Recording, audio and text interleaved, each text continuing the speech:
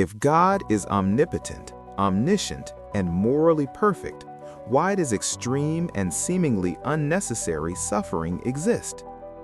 We are about to explore a fascinating topic that involves science, philosophy, and spirituality.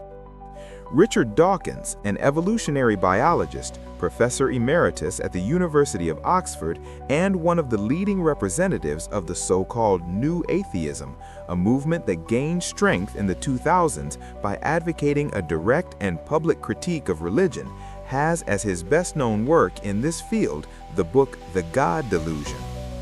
Published in 2006, the book became a landmark in the contemporary debate between science and religion. Below is a more in-depth presentation of Dawkins' thinking regarding his critique of religion. Belief in God as a scientific hypothesis. Dawkins proposes that the existence of God should not be treated as an untouchable mystery, but as a hypothesis about the real world and therefore subject to rational analysis. He argues that the hypothesis of a personal God, omnipotent, omniscient, and morally perfect, is highly improbable. Invoking God to explain the complexity of the universe does not solve the problem, it merely shifts it.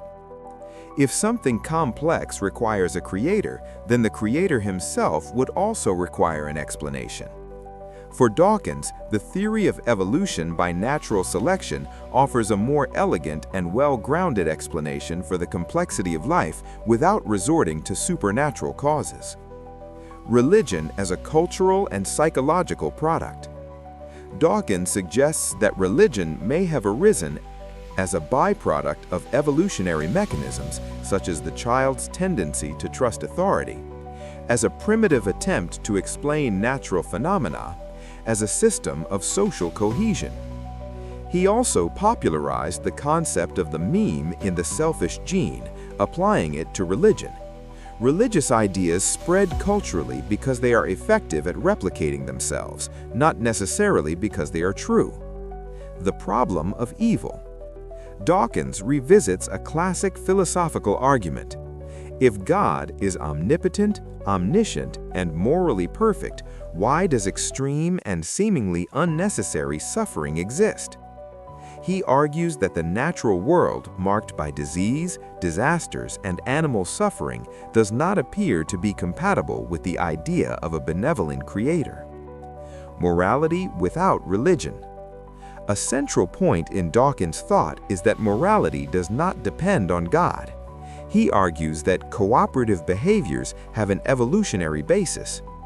Empathy and altruism can be explained biologically. Secular societies can be as ethical or even more ethical than religious societies. Dawkins rejects the idea that without religion, humanity would fall into moral chaos. Religion as a potentially harmful force. Dawkins maintains that religion can encourage intolerance, justify conflict, promote dogmatism, interfere with scientific education. He particularly criticizes the teaching of creationism as a scientific alternative to evolution.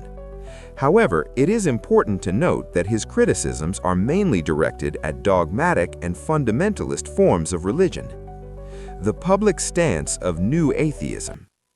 Dawkins argues that atheism should not be a silent or merely defensive position, but rather an affirmative, rational, and intellectually respectable alternative. He also questions the cultural privilege often granted to religion, such as the idea that religious beliefs should be immune to more rigorous criticism. Summary of Dawkins' thought. For Dawkins, God is an improbable hypothesis. Science better explains the natural world. Morality can be naturalized. Religion should be criticized like any other idea. Dawkins is famous for his skepticism toward religion and for his influential works such as The Selfish Gene and The God Delusion. Dawkins' central claim that God is an illusion synthesizes his critical thinking and his search for truth grounded in science and reason. He argues that belief in God, as defined by traditional religions, lacks solid evidence and therefore can be considered an illusion of the human mind. But what exactly does he mean by this?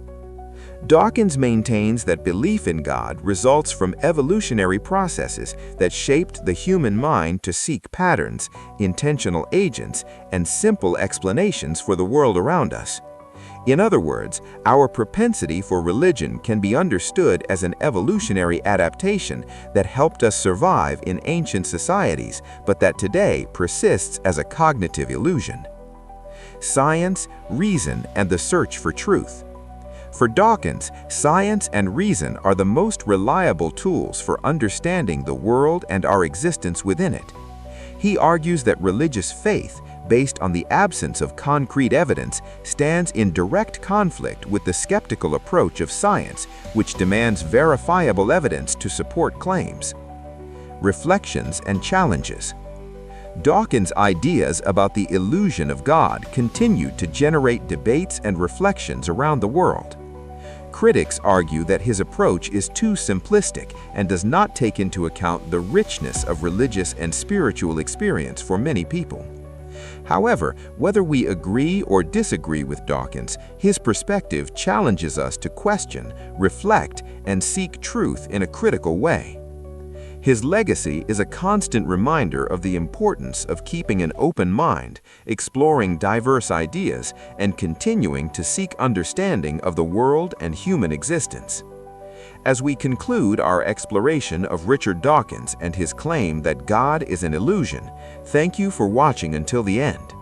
Subscribe to the channel Absolute Wisdom. See you in the next video.